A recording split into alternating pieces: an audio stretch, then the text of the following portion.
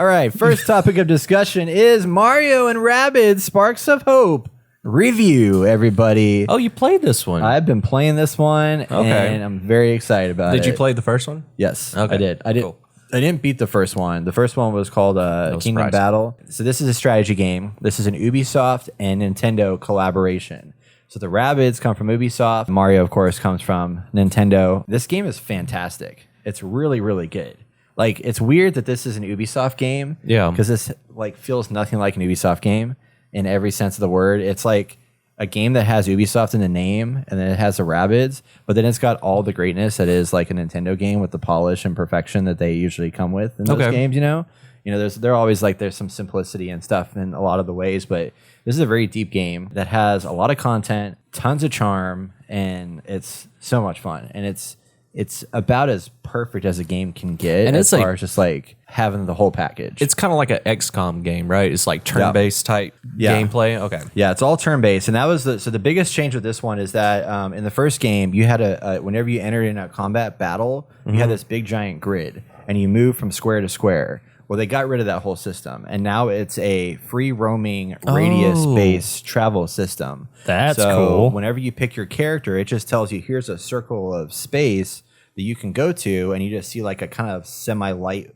colored like Blue light color on the ground, and then it says this is where you can go, and you can move anywhere in that space and do whatever you want. So you have it's a lot set up like a D&D kind of game where you have your move action that you can move. So you have a certain basically movement points you can spend that lets you move to the point you want to go, and then you have 2 action points, and those 2 action points can be used for an item, can be used for an attack, it can be used for your special ability, because every character has a special ability, and it can also be used for these new things called sparks. And these spark things are these little characters, these little cute characters are like little like star looking characters that fly around, and you have to find them. You don't get any sparks. You get 1 spark at the very beginning, but you then have to find these sparks in the world. So when you're out there in the main open world area, you're like on a planet, for example, and you just have this open land to explore. And it's not a huge space, but it is an open area space that you can like walk around in. You can run into like, you'll have little Goombas hanging around that if you bump into them, it starts a combat battle scenario. Yeah. And then there's trees you can shake to get surprise stuff from. There's chests in different areas. And then there's side quests. Every like map you play, there's like 24 side quests in each one. There's a shit ton of side quests in this game. Okay. But each world that you're at has like 2 to 3 main missions that have like kind of tiers to them where you have to like do this thing and then go do this thing and then do this thing and progress through. And it's such a cool, like, they just did such a good job with like setting up the beginning of it, creating all these different characters that have a lot of actual character to them, really unique characters. And just the combat gameplay is so fun and so deep of what you can do to utilize all these different characters, because they introduced a new one actually that's like this girl that like has like it's a girl rabbit, female rabbit, that basically is like a badass blade master. So she has these cool like blade effects that she can do and stuff like that. And then you have your traditional ones. You have Mario, you have Luigi, you have Peach, and then you have the Rabbid Peach, Rabbid Mario, Rabbid, etc. And they all have different abilities. So some is like, one's more healing focused, one's more of a sharpshooter focus, one is an all-arounder. The video that we're watching, you can see the little spark flying up in the air. Yeah. This little yellow guy. These sparks have special abilities too, so they are one of your 3 action points when you equip them to a character. But you can equip these sparks to them, and they give you a special ability. So one of them, for example, will basically, whenever you get attacked, it'll take 0 damage and then reflect that damage back to the person that attacked you. Oh, and wow! It's a reactionary effect. So it's like a bonus action reaction like you would have in D&D. So if you like set that up and another character starts moving, it instantly, or if they shoot at you, it instantly retracts that shot back and does 50% of that damage back on the enemy. So there's all this like, there's like obviously the offensive attack component to it. Then there's all this defensive stuff you can do, because like Peach, for example, she has an ability where she has a radial set of healing protection, and then there's Luigi. No, it is Luigi. He has one where he will react if somebody starts moving. Mario has it too, where if somebody starts moving, it'll shoot them if they come within the range of the shot and do like half damage on them. Yeah. Yeah. And it's just really, really neat. And there's like before you start the game, you can do this like tacticam where you can see the overarching view of the map, and then look at all the different enemies that you're about to face and see what the resistances are, what their weaknesses are, and kind of plan out how you want to build your team, how you want to load in your sparks, all that stuff at the start of every match as you prepare to battle. Yeah. And it tells you how many people are going to fight and all that stuff. So you have all the information in front of you to like proceed with the battle. And once you're ready, you hit ready, and then you start running your turns until you like clear out the objective for that map. I feel like you did not have that before. No, yeah, I think Like you just kind of had your loadout and good luck. Yeah, they had some of it in here, but they definitely put a lot more thought into just making it more of a strategic, like strategy-based focus game. I mean, they took everything that was working before and just made it all just way better. Okay. Graphically, it's about the same, but it does look good. I mean, especially on the OLED Switch, man, it's like it's a solid colors. Yeah. Oh man, I have to look at your Switch. It's only on the Switch. Yeah. Oh, is it really? Switch exclusive? Yeah. Oh shit. Yeah. It's a Okay. Switch exclusive. Yeah. So this is so playing on the OLED. It looks great. It was funny when we had. Oh the yeah, event. I guess you're right. Yeah. I don't know why I thought it was anything else. when I jumped back to the old Switch to charge it and use it for our event, I was like, "Fuck, the screen's so Dude, tiny." the screen sucks so How bad. small it was. Yeah, no, let's never go back. Yeah. OLED's the way to go. You Yeah, got the to do OLED it. is definitely, it's made a big difference now that I've gotten so used to it. But I mean, it's great. Like I absolutely adore this game, and I think if I were to give it a rating, I'd give it like probably a 9 out of 10. Like 9 out of 10. There's not much I would say it's bad about it. Man, game of the year material? I don't know if it's game of the year, but it's definitely. I don't know. It's gonna be up there, like probably my top 10. Does it not feel like redundant or like repetitive? Just It can be. The first Yeah. one got repetitive. But- and it gets like hard too. Like sometimes it's like challenging missions, but other times it's just like ridiculously hard. I'm like, Yeah. I don't want to spend this where much you feel time. like it's. It hasn't in the really sequel? gone super hard yet. There have been missions where we have the big bosses that you have to fight. That can be really challenging. Because like when you hit the big boss guys, if you hit them, they have an ability that lets them like move and potentially attack you if they're close enough to you. Okay. And they can do some pretty beefy damage on you.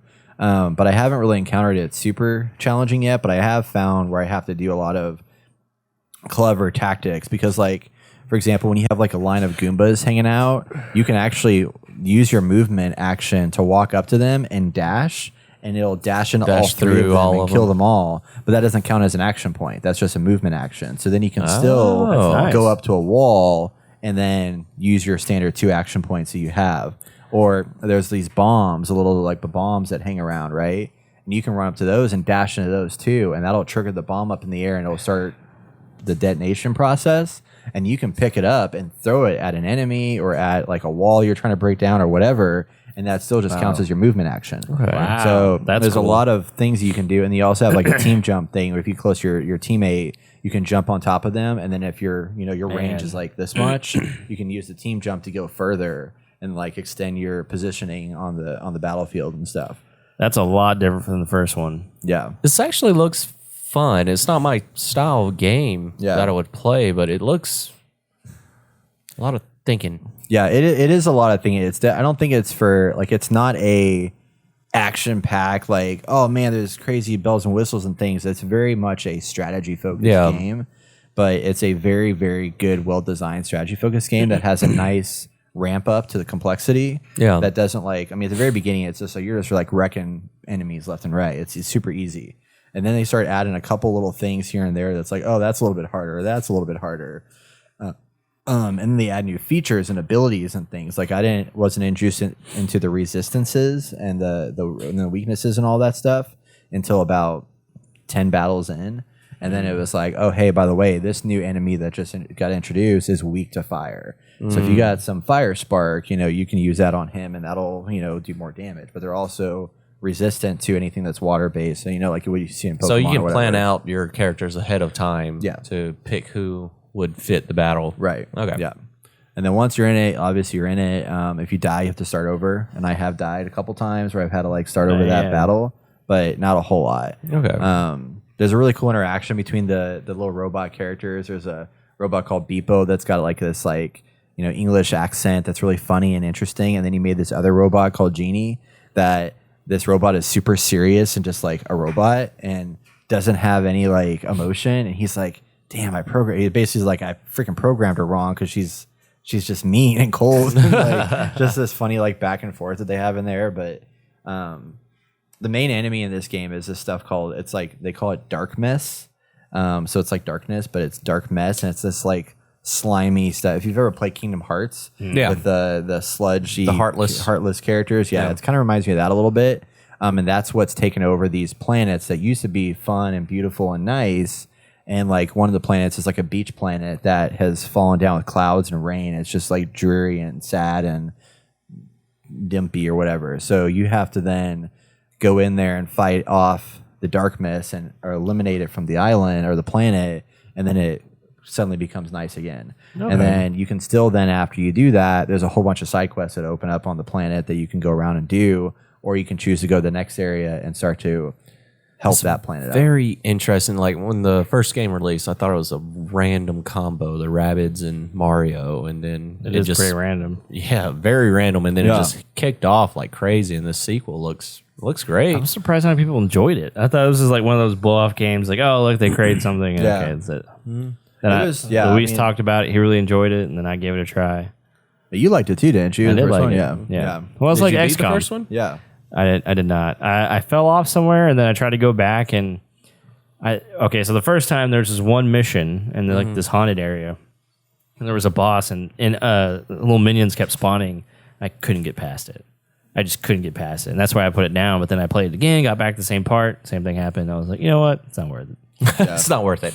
Yeah, it shouldn't be that hard. Yeah, it was a really challenging game, and I'm worried this one might also run into the same problem at some point. But I believe it. As of right now, though, even if I play like half the game, it's worth playing that half of it because it's really solid. I haven't ran any issues in this game. These days it's really hard to find that in a game where it's like, oh, this is broken or that thing doesn't work, or whatever. This thing it works and it's fun and it's cute. It's got like good character. It's a good one. Can you upgrade characters' abilities and stuff? Yes. Okay. So there's like so you can upgrade the sparks. The sparks have like a level tier. So after you finish a mission, you get these little spark bits, and those are like the currency basically to like level up those guys.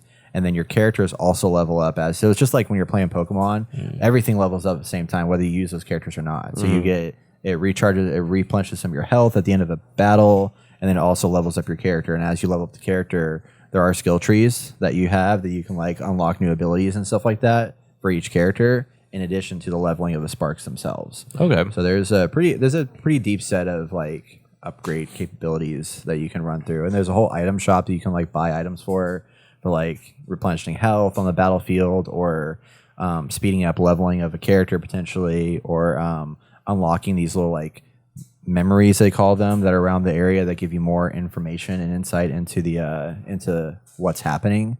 Kind of like in Stray when you picked up memories, to find stuff. They have that kind of idea in here. Okay. So yeah, it's good. It's a lot of fun. I guess I gotta buy it. Highly recommend. I guess I gotta buy it. Sorry, man. I just gotta get through Arkham before. Well, I gotta get through God of War before I get to it. I know, right? There's a lot of games coming out right now. It's like this is a good one to like nothing. I would just hold off on this game until like you have a time where you just really want something to play that you can like focus in on it. Yeah. And then pick it up. Like summertime, this would be a great game. Maybe during the holidays, this would be a great game to play. I still got a Plague's Tale. Dude, that I'm halfway through. Yeah. You haven't reviewed that yet. We gotta halfway through. I fell off of it. Well, one because Gotham Knights came out, and I want to play that, and it's just like, dude, I do not have time anymore. Yeah, I literally don't. It's gotten so bad. Oh man. Yeah. Well, if anybody picks up the game Mario plus Rabbids Sparks of Hope, let us know. We'd love to hear your thoughts on it, and if you enjoyed it. So, thanks for listening to my soapbox.